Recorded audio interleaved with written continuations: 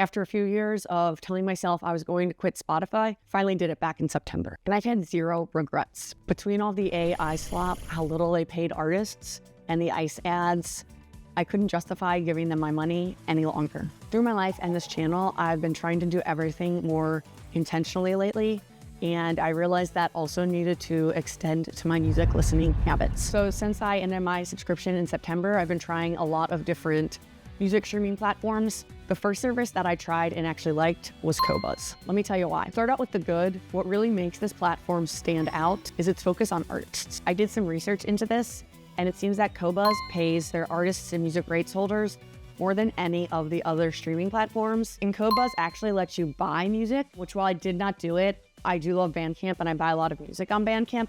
So it seemed like a good kind of like homage or head nod to that type of streaming service. The next aspect of Qobuz that stood out to me was their human-made editorial team designed playlists. They put a lot of effort into these, and they even have like nice descriptions for them.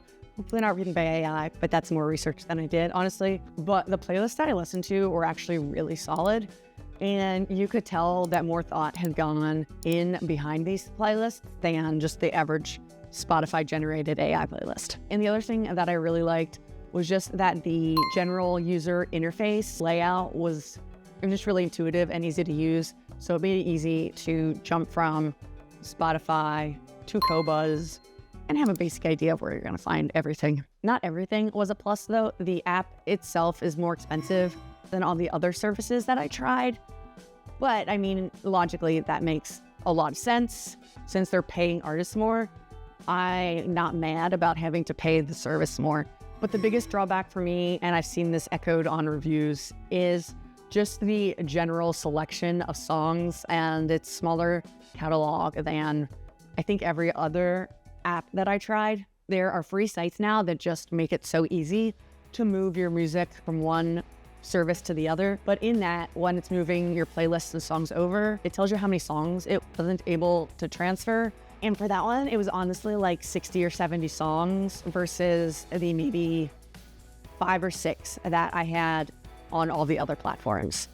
Most of them were admittedly from my Greek music playlists, but I also noticed as I was listening, new albums would come out and they either would take a little bit longer to get on Qobuz or they're still honestly not there. After the month-long trial ended, I decided against going with Qobuz as my streaming platform, even though I really liked it. And honestly, I wouldn't mind spending the extra knowing that that goes to musicians, but the catalog issues were a pretty big drawback. And honestly, as someone who buys a bunch of band merch and vinyl, I would rather take that extra $5 a month and just buy a few more vinyl when they come out from my favorite artists and give that money directly to them. And I'm honestly pretty sure that over the next couple of years, their catalog will become more robust.